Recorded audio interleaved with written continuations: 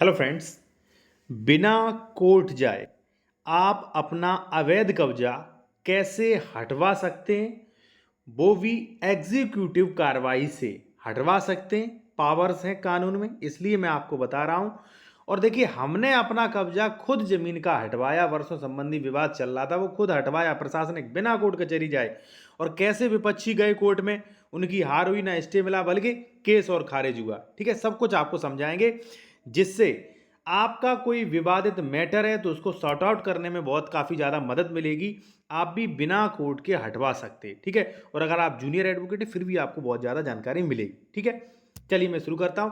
एक चीज़ साथी और, अगर आप कोई कानूनी सलाह लेना चाह रहे हैं या मान लीजिए कोई अवैध कब्जा संबंधी आप विवाद है, ड्राफ्टिंग करवाना चाहते हैं मेरे द्वारा एप्लीकेशन वगैरह, तो हमारा कॉन्टैक्ट नंबर वीडियो की डिस्क्रिप्शन में मिल जाएगा। ठीक है, देखिए साथियों, हम कुछ टॉपिक्स पर बात करेंगे, अपना मैटर भी समझाएंगे। विवाद अक्सर इसी टाइप के होते हैं, या तो आपका सह खातेदारक का विवाद होगा, कोई सह खातेदारक परिवार बंटवारा संबंधी, या कोई सीमा संबंधी विवाद होगा पड़ोसी से, या किसी ने अवैध कब्जा किया होगा उस पर। ठीक है, तो यही तीन टाइप के विवाद होते हैं अक्सर। ठीक है, और विवाद खत्म करने की प्रशासनिक प्रक्रिया और रेगुलर सूट कानूनी प्रक्रिया, फिर सेक्शन वाली। ठीक है, सब कुछ आपको समझाएंगे। ठीक है, अब देखिए, एक हमारा विवाद था जो कि करोड़ों की जमीन थी। वो विवाद सॉर्ट आउट कैसे हुआ वो समझिए आप। देखिए, मेरे द्वारा जो है वो लगभग 2005 में एक ज़मीन खरीदी गई थी।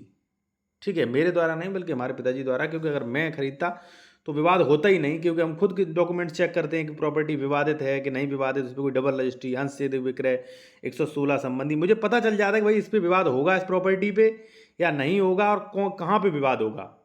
ठीक है, इतना तो एक्सपीरियंस हो चुका है। ठीक है ना, और मैं आपसे कहूंगा कि भाई आप कोई प्रॉपर्टी खरीद रहे हैं उसका डॉक्यूमेंट्स चेक करवा लीजिए। नहीं करवा सकते तो मेरे द्वारा भी चेक करवा सकते हैं, कॉन्टैक्ट नंबर वीडियो की डिस्क्रिप्शन में मिल जाएगा। तो हमने भाई ज़मीन खरीदी थी 2005 में। ज़मीन बिल्कुल सही थी। अब देखिए, ये यहाँ पे आप गाटा देखेंगे साथियों, ये गाटा संख्या काफ़ी बड़ा है। यहाँ पे आप देखेंगे रोड से इधर साइड है, इधर साइड, ये इधर साइड। ठीक है, और यहाँ भी ठीक है, इतना बड़ा गाटा था। एक ही नंबर था, गाटा का नाम था 62। ठीक है, 62 नंबर। ये जो गाटा संख्या था, ये था साथियों 38 बीघे का नंबर।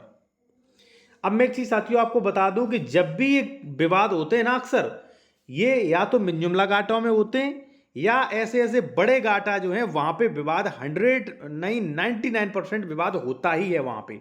ठीक है, बताऊंगा क्यों होता है। ठीक है, तो इसमें प्रॉपर्टी खरीदी थी हमने 2005 में। ठीक है, हमने जमीन खरीदी थी, लेकिन थोड़ा बहुत बाउंड्री था। लेकिन 2024 में आके इस पे विवाद होने लगे। विवाद कैसे, जब मान लीजिए जब मैंने निर्माण कार्य कराया यहाँ पे हमारा था, जब हमने निर्माण कार्य कराया यहाँ पे, तो विपक्षी आके यहाँ पे ऑब्जेक्शन लगाने लगे, कई बार मारपीट भी हुई। अब तो भाई बड़ा टेंशन है, और प्रत्येक व्यक्ति को टेंशन हो जाती है कि भाई कैसे मैटर सॉर्ट आउट होगा। अब यहाँ पे जब विवाद हुए तो मेरे पास ऑप्शन था कोर्ट जाने का, लेकिन मैं कोर्ट नहीं गया, क्योंकि मैं अधिवक्ता हूं, एडवोकेट हूं। मुझे अनुभव है इस बात का कि अगर मैं कोर्ट जाता तो मुझे न्याय एकदम से ना मिलता। ठीक है, विपक्षी कोर्ट भी गए, लेकिन उनका वाद खारिज हुआ। क्यों हुआ वो बताएंगे। अब मैटर क्या था, मैटर ये था साथियों कि हमने 2005 में रजिस्ट्री करवाई, और विपक्षियों ने जो है वो 2024 में रजिस्ट्री करवाई थी। ठीक है, अब वो भी अपनी जगह सही थे, हम भी अपनी सही जगह थे। लेकिन विवाद इसमें यह था कि यहां पर जो है एक हॉस्पिटल बना था बड़ा सा, इस गाटे में हॉस्पिटल बन गया, इस गाटे में भाई बाउंड्री बन गई, इस गाटे में बाउंड्री बन गई, इस गाटे में जो है भाई यहाँ पे डिग्री कॉलेज खुल गया। ठीक है, यहाँ पे जो है पीछे रोड हो गई, पीछे बस्ती कट गई। ठीक है, यहाँ पे जो है सरकार ने अपना, इसमें ग्राम सभा भी थी, तो अपना यहाँ पे आप देख सकते एसडीओ, तो यहाँ पे जो है सरकार, राज्य सरकार थी। अब सरकार तो अपने में देगी नहीं। यहाँ पर भी गाटा थे, यहाँ पर भी मकान निर्माण होगा, यानी कि वो गाटा था 38 बीघा का, और वहां पे केवल और केवल जमीन कहाँ खाली बची थी, यहाँ पर, बस ओनली यहाँ पे।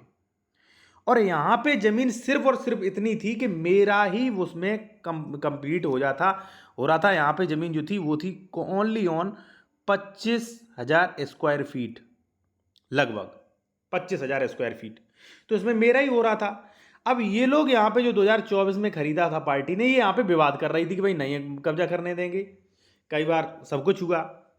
ठीक है, और भाई मेरा भी है, इनका भी है, म्यूटेशन भी। अब यहाँ पे विवाद ये था साथियों कि लीगल ये विपक्षी भी था और लीगल मैं भी था, लेकिन बात ये साथियों क्योंकि ये गाटा ज़्यादा बड़ा था और गाटे में कब्जा ज़्यादा हो चुके थे, मौके पे ज़मीन कम बची थी। और यही आजकल हो रहा है कि रिकॉर्ड्स में तो ज़मीन है 5 बीघा, लेकिन मौके पर ज़मीन है 4 बीघा या 4.5 बीघा।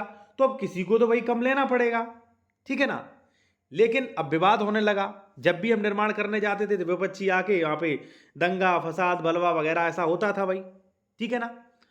तो अब देखिए इसमें क्या हुआ, इसमें मैं फिर भी कोर्ट नहीं गया क्योंकि मुझे पता था, ठीक है, मेरी ऐसे ही जीत हो जाएगी, ठीक है। और आपसे भी मैं कहूंगा भाई सही सलाह सही डायरेक्शन जो है आपको केस जिता सकता है, ठीक है, वरना आप तारीख पे तारीख करोगे।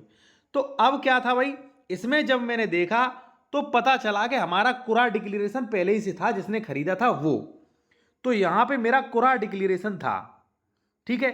यहां पे 1 मिनट रुकिएगा, 1 मिनट समय दें। यहां पर ब्लैक कलर से देखेंगे, यहां पे कुरा था हमारा, ठीक है, पहले ही से कुरा था हमारा, ठीक है। और ये जो विपक्षी थे, इनका कुरा डिक्लेरेशन नहीं था, यानी कि इनका ये तय नहीं था कि यहां पे इनका कब्जा होगा, ठीक है। इनका जो है जो संयुक्त ये गाटा है, यहां पे हो सकता था, यहां पे हो सकता था, यहां पे हो सकता था, कहीं भी हो, पर यहां पे नहीं था क्योंकि यहां पे 62/4 नंबर था। आप देखिए यहां पे आप देखेंगे साथियों 62/8, 62/7, 62/1, ठीक है ना, 62/4। तो ऐसे बटा डल चुकी थी इस पे, ठीक है। तो यहां पे कुरा जब मेरा बना है तो मुझे कहीं कोर्ट जाने की आवश्यकता ही नहीं थी। हालांकि मैं फिर भी अगर वकील के पास जाता तो एडवोकेट क्या करते भाई, सेक्शन 24 में सीमांकन के लिए हमारा दावा डाल देते और दावा चलता कम से कम 2 या 3 साल, ठीक है। और 2-3 साल बाद मुझे कहीं न्याय मिलता और इसमें विपक्षी ऑब्जेक्शन लगाते। तो मैंने क्या किया साथियों, में मुझे पता था कि एग्जीक्यूटिव मजिस्ट्रेट्स को पावर है 164-165 में कि वो मुझे कब्जा दिलवाएंगे, और उन्होंने दिलवाया। कैसे, देखिए उनकी भी गलती नहीं। तो यहां पे जब ये मामला डीएम और एसडीएम के पास पहुंचा तो उन्होंने बच्ची को बुलाया, उन्होंने कहा कि भाई इन वकील साहब का जो है वो कुरहा डिक्लेयर है, वहां पे इनसे छेड़छाड़ नहीं कर सकते आप, ठीक है। क्योंकि मैंने जब जमीन खरीदी थी 2005 में तो हमारा कुरहा डिक्लेरेशन था, यानी कि 62/4 यहां पे था, मान के चलिए 62/4, ठीक है। तो हमारा कुरा डिक्लेयर था कि यहाँ पे देखिए, यहाँ पे आप देख सकते हैं साथियों, सब यहाँ पे कुरा है 7, 8, 6, 5, 4, ठीक है। तो यहाँ पे मेरा कुरा डिक्लेरेशन था। तो उन्होंने ये कहा कि भाई आप पहले हमारे कोर्ट में कुरा बन चुका है, यहाँ पे इनकी जमीन है और इनका बंटवारा हुआ था, 117 में कुरा डिक्लेरेशन हुआ, इनसे आप छेड़छाड़ नहीं कर सकते और ना ही इनकी जमीन पे आप रोक लगाएं, ठीक है। बल्कि जो संयुक्त कुरा है, ठीक है, यहां पे कहीं था संयुक्त कुरा, वहां पे आप अपना दावा करें जाके, इनका तो कुरा डिक्लेरेशन है भाई। जब मेरी यहां पे जब कुरा डिक्लेरेशन है तो वहां कोई हस्तक्षेप कर नहीं सकता, ठीक है। तो विपक्षी ने कहा कि सर हमारा सिविल कोर्ट में मैटर चल रहा है।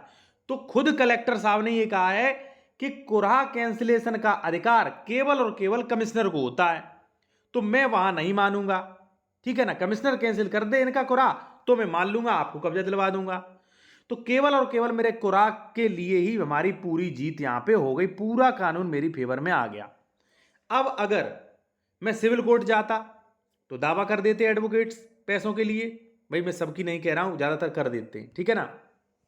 हमारा मैटर चलता, रेवेन्यू में जाता तो धारा 24 में कार्रवाई होती जिसमें मुझे सालों लग जाती। मैंने एग्जीक्यूटिव कार्रवाई की, अधिकारियों से अपना प्रश्न रखा, जो तथ्यों की बात थी वो रखी, अधिकारियों ने मेरी बात समझी और बिना एक पैसा बिना रिश्वत के उन्होंने मेरी बात समझा और कहा कि भाई हाँ बिल्कुल आपका कुरा हुआ, कुरा डिक्लेरेशन हमारी अदालत ने 2005 में कर दिया है, और उसका डिक्लेरेशन हमने अगर कर दिया तो ना तो ये फाइल रेस्टोर होगी, अब सीधा ये कमिश्नर कैंसिल कर दे तो मैं मान लूंगा। तो जहां पे हमारा कुरा था वहां पे उन्होंने हमें कब्जा पोजीशन आराम से दिला दिया, ठीक है भाई, हमें न्याय मिल गया। इसीलिए मैं कहता हूं कि भाई एग्जीक्यूटिव को भी पावर है, अगर आपके छोटे बड़े मैटर हैं तो आप एग्जीक्यूटिव कार्रवाइयों से भी आप मैटर्स को सॉर्ट आउट कर सकते हैं, ठीक है ना। तो मैं यही कहूंगा साथियों कि अगर मान लीजिए आपका कोई बंटवारा संबंधी विवाद है, या मान लीजिए साथियों आपका कोई मान लीजिए कब्जा नहीं कर रहा है, कब्जा मान लीजिए छोड़ नहीं रहा है, तो ऐसी कंडीशन में आपको बता दूं, देखिए यहाँ पे आप अपने टॉपिक पे आते लौटते, अगर पड़ोसी सह खातेदारक या सह खातेदारक परिवार का भाई, कोई भी चाचा ताऊ वगैरह कोई विवाद कर रहा है तो 116, 117 ही समाधान है। बाकी आप प्रशासनिक एग्जीक्यूटिव कार्रवाई कर सकते हैं। सीमा संबंधी विवाद है तो उसके लिए धारा 24 है, सीमांकन है। अवैध कब्जा संबंधी विवाद है तो उसके लिए धारा 134 बेदखली है साथियों, ठीक है। और सबसे पहले मैं फिर कहूँगा कि आप एग्जीक्यूटिव कार्रवाई यहाँ पे करें, डायरेक्ट को जो है कोर्ट आप मत जाएं, वहाँ पे आपका समय बर्बाद होगा ज़्यादातर, ठीक है ना। इसमें हमारा मतलब ये नहीं है कि आप कोर्ट न जाएं आपको न्याय नहीं मिलेगा, मेरा मतलब ये है कि भाई आप एग्जीक्यूटिव का भी सहारा ले सकते हैं, ठीक है ना। देखिए एग्जीक्यूटिव से क्या होगा, जल्दी मामला सॉर्ट आउट होगा, अगर सॉर्ट आउट होने लायक होगा तो। अगर वहां नहीं हो रहा है तो फिर आपको रेगुलर शूट में जाना ही पड़ेगा। हमारा उद्देश्य ये है कि एग्जीक्यूटिव भी समाधान दिवस लगते हैं, उन्हें काफ़ी पावर्स दी गई हैं, इसीलिए दी गई हैं कि आपके छोटे छोटे जो विवाद होते हैं, जो प्रथम दृष्टया विवाद है, वो खत्म करें, ठीक है। बाकी मान लीजिए आपका कोई विवाद वैसा है, पुराना विवाद है, फिर तो आपको कोर्ट ही जाना ही पड़ेगा। या मान लीजिए कार्यपालिका नहीं सुलझा पा रही है तो फिर वो भी कह देती है कि भाई आप सिविल कोर्ट जाइए, मुझसे नहीं हो पाएगा, ठीक है ना। और मैं आपसे कहूँगा जो भी जूनियर एडवोकेट हैं, बेहतर वकालत सीखना चाहते हैं तो चैनल को ज्वाइन कर सकते हैं ओनली 59 रुपये में, ठीक है। आपको कोर्ट की प्रक्रियाएं, ड्राफ्टिंग्स वगैरह सीखने को मिलेंगे, जो आप वीडियो की कमेंट्स में कमेंट्स करेंगे उनके जवाब भी आपको मिल सकते हैं।